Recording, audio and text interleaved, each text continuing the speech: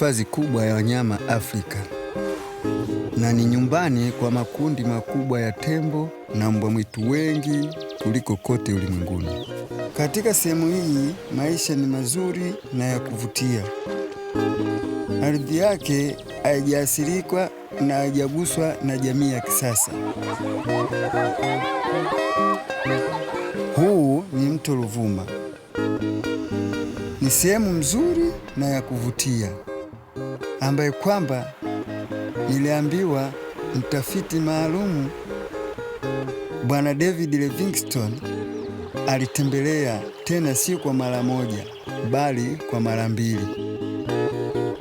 Hadhi hii sio tajiri tu kwa wanyama bali pia imebarikiwa kwa maliasili kama vile dhahabu na mawe mengine yenye thamani, bila kusahau udongo wake wenye rutuba.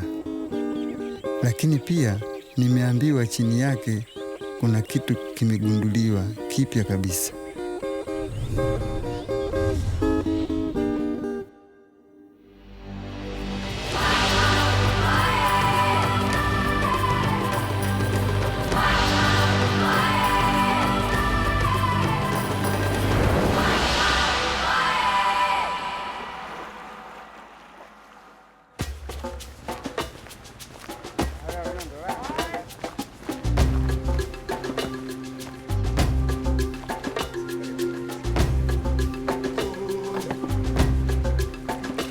Niko njiani naelekea nyumbani.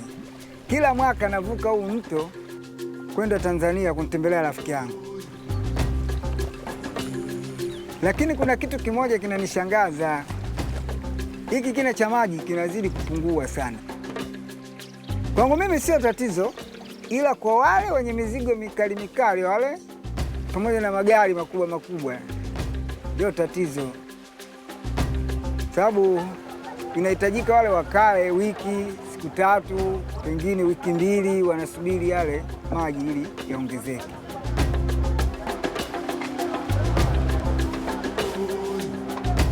Lakini naona mazingira haya ni sasa hivi tu. Ile miaka ya nyuma haikuwa hivi. Kwa wageni wanaona kama hali ya kawaida. Ila kwangu mimi nilozaliwa kanda hizi kuna tofauti, kwa sababu naona mazingira haya, palipo kawa mti haupo, palipo kawa gogo halipo, mpaka yale makoko yenyewe nayo yana ubadilifu. Hata ule mto ulio karibu na nyumbani kwangu nao vile vile unazidi kukauka, na uhakika kuna uhusiano katika haya yote.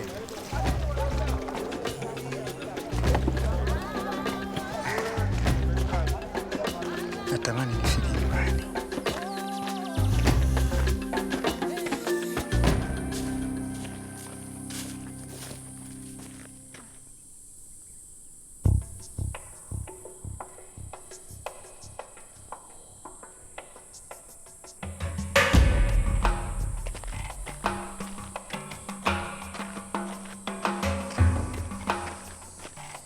Tangu niko mdogo nilikuwa napenda kupanda miti na kuona jinsi maisha mapya yanavyochomoza. Mwaka 2009 niliamua kuanzilisha kitalu cha miti na kubadilisha kile ninachokipenda kufanya kuwa iwe ni biashara. Nilianza kupanda miti aina tofauti, nikiwa na mategemeo kwamba watu watakuja kununua ili waende kupanda kwenye maeneo yao kwa ajili ya kusaidia mazingira. Mwanzo watu walikuwa waelewi kitu gani ninachokifanya. Tulikuwa wamechanganyikiwa. Lakini sasa watu wananielewa nini ninachokifanya. Naishi maisha ya kawaida. Mti mmoja ninauza mitikai 30. Mimi na mke wangu tunatumia pesa tunazozipata kwa kuendeleza maisha ya watoto wetu 7. Maisha ni magumu sana. Pesa tunazozipata hazitoshelezi kumwendeleza angalau mtoto mmoja shule.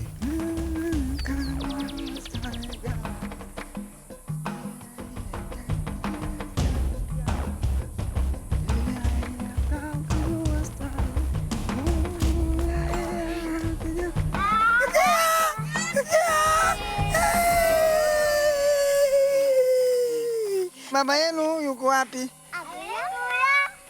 Aha.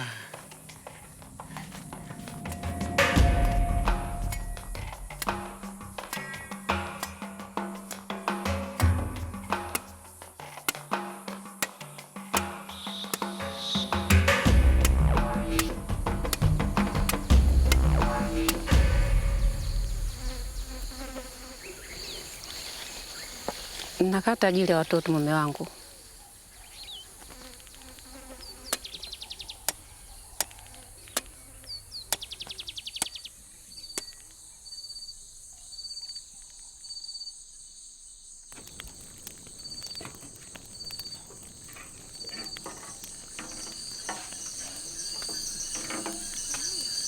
Hivi kitu gani mke wangu kimefanyika pale?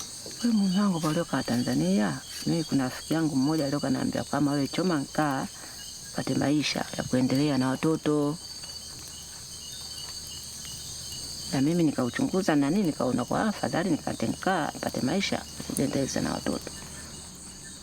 Unaniona ninapopanda miti, unaniona ninavyoitunza miti. Wewe unakuja kuikata. Kwa nini isifanyike utaratibu tukatafuta mbinu nyingine ili tukapata nguvu ya kuwahudumia watoto ikawa wanakwenda shule? Mimi nasikia mtu Ruvuma mume wangu watu wanachimba dhahabu. Sasa kwa nini mume wangu kwenda kuchimba dhahabu? Hiyo hata kama mimi ninasikia vile vile na kuelewa, lakini siwezi kwenda kufanya. Kwa unajua kazi dhahabu mume wangu na hela sana. Naelewa moja kwa moja, lakini maji yale yanatumika kwa kusafisha dhahabu ya mto Ruvuma. Sababu yale, kwa hiyo kwenye dhahabu ile kuna sumu ambayo inawekwa mle. Sasa ile sumu inaharibu mazingira, inaua wadudu baharini. Hata binadamu yale maji itakuwa basi tena upate nafasi ya kunywa. Unajua kama hela nyingi, kuna hela nyingi sana. Hela hata ikiwa nyingi bwana. Hilo swala ninachokuambia lisikupe kero. Hilo mimi tunaweza tukakaa, tukalidiscuss, tukajua taratibu gani. Mimi mwenyewe najua kulikalia hilo, nikalifanyia kazi, nikajua mazingira gani ambayo nitaishi nao watoto.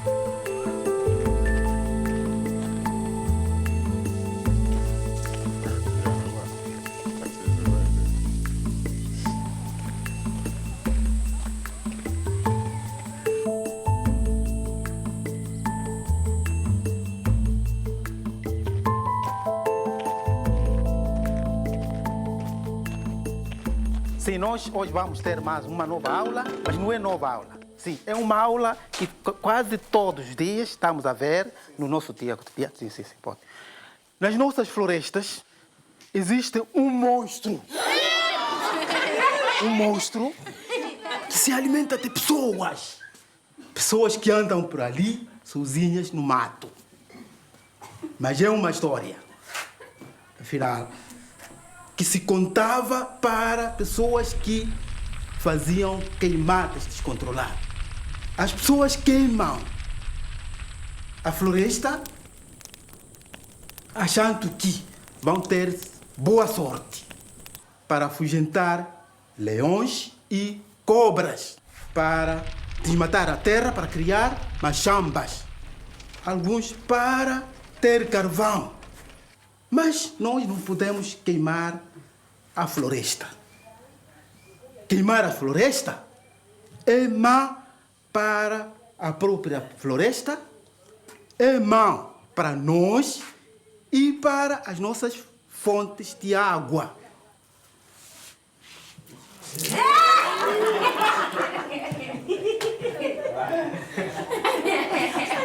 Sim, são brincadeiras.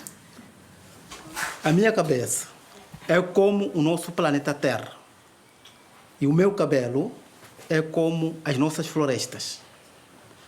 Se eu cortar o cabelo, a água cai e evapora muito rapidamente. Se eu tiver cabelo, a água permanece perante muito tempo. As nossas florestas protegem os nossos rios. E se elas desaparecerem, não só teremos problemas com a água, mas sim os solos serão arrastados pelas águas das chuvas até aos rios e lá vão provocar outros problemas. Os vossos pais, como alguns de vocês adultos, lembram-se do tempo passado. O nosso rio tinha muito peixe. Mas agora, quando desapareceram as florestas, o rio diminuiu o número de peixes. Quando o solo é arrastado pelas águas das chuvas, vão até nos rios e bloqueia a luz do sol e afeta os animais no rio. Então, vamos proteger as nossas florestas. Podem ir. Sim, como Muito obrigado, senhor professor. Sim, sim. Eu gostei muito daquela aula que estava a dar. Mesmo. E aí aprendi muito Mesmo. entre floresta e rio. Sim, sim. Vamos sentar aqui. Vamos sentar. Essas mudas São do meu viver. Gostaria que os alunos plantassem uma árvore para substituir aquela nossa floresta que está sendo acabada. Bem, nós gostaríamos muito até, mas é que, infelizmente, a nossa escola não tem fundo. Eu também tenho dificuldade com a minha esposa. Também estamos com dificuldades de fazer as crianças irem na escola.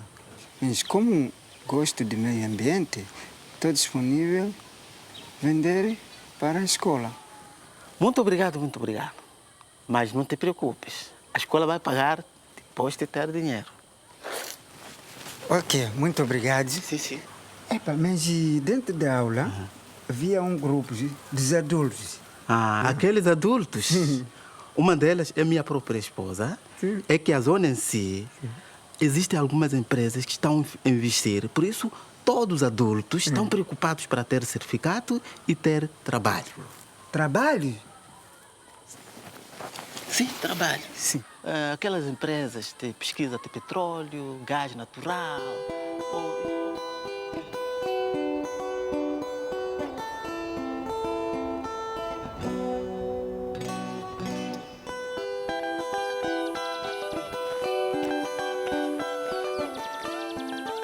Ulikuwa kutoka asubuhi.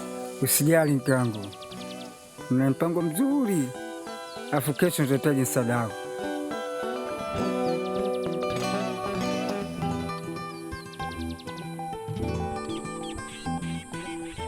Ndio kazi hiyo baba.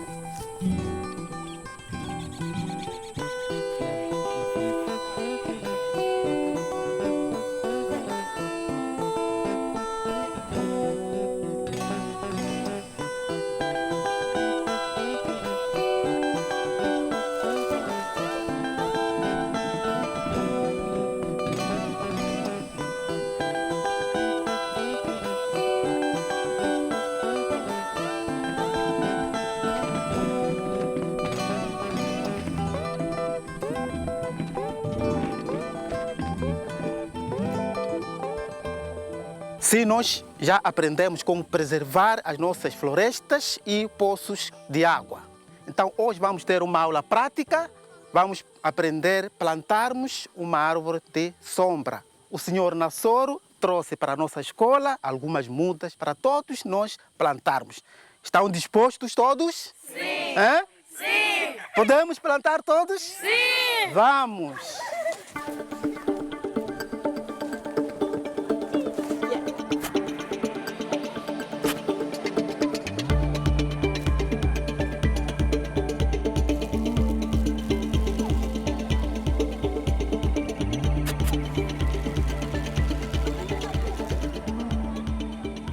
Senhor Nassau, Sim, sim.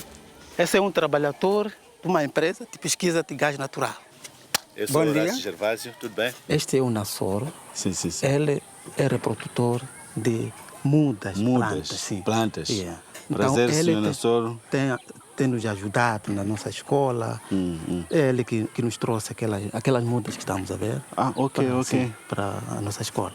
Conforme como viste, meu trabalho é esse aqui. Aham.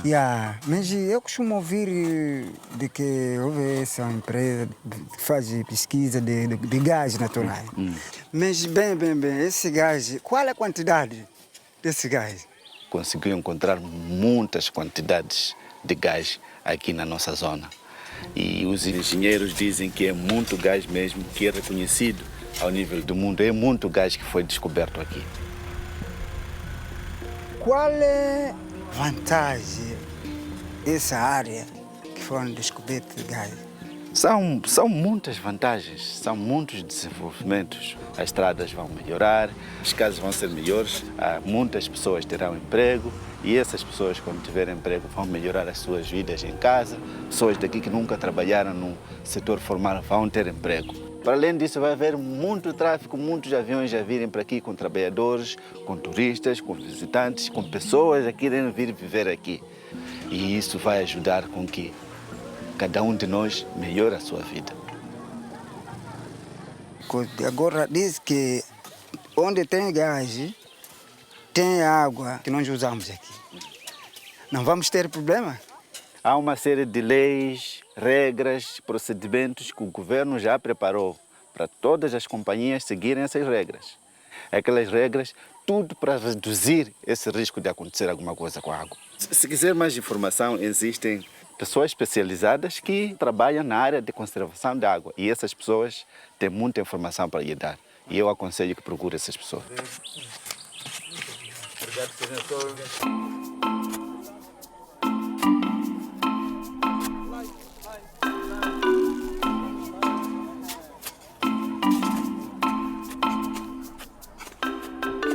Wasiwasi wangu kwa baadaye ni kuhusu sana sana upande wa maji, kutokana na yale niliyoyasoma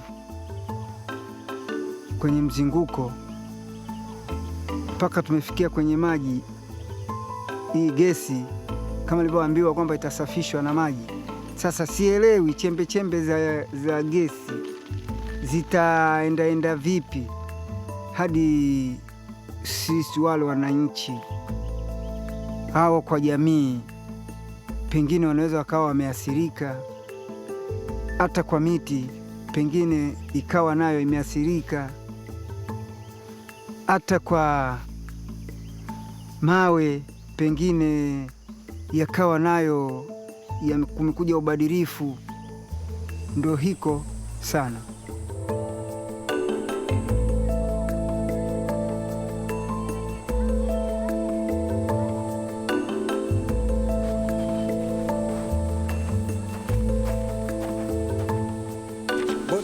Boa tarde. Estive com um trabalhador de uma empresa de pesquisa de gás natural. Conversamos. Ainda estou com dúvidas. Quem vai gerir e quem vai cuidar da nossa água? Bem, a gestora de recursos hídricos no nosso país e na Tanzânia que monitora a exploração do gás natural, tanto no mar como em terra. A pressão sobre os recursos hídricos na bacia do Rovuma realmente vai aumentar. Mas é a responsabilidade dos dois países alocar em conjunto recursos hídricos para melhor beneficiar a população e o meio ambiente, garantindo o bem-estar do rio. Muito obrigado. Estou contente por saber que temos pessoas que vão gerir e cuidar a nossa água. Obrigado. Tchau.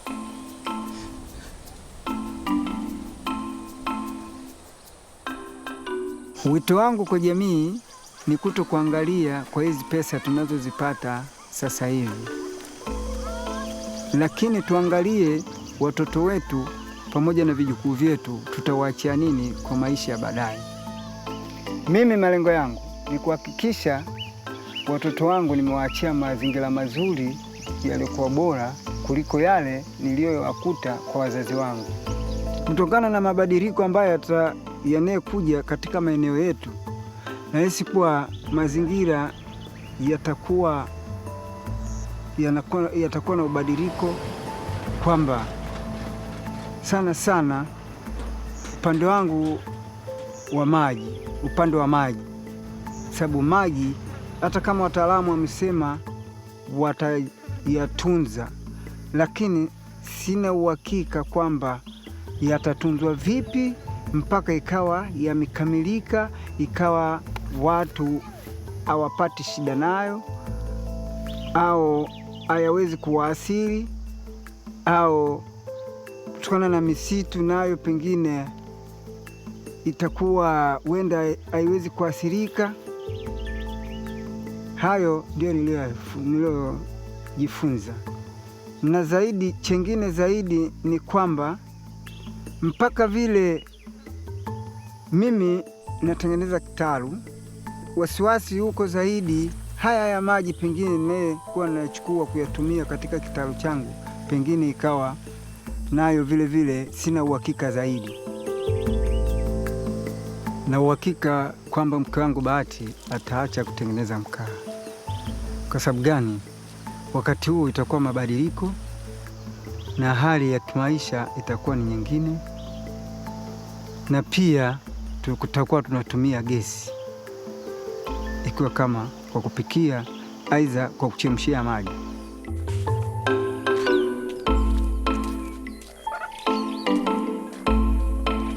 Mke wangu amekubali kuweka panga chini, na mwalimu Jacinto anaendelea kufundisha kuhusu mazingira, na mimi pia naendelea kutunza familia yangu pamoja na mazingira.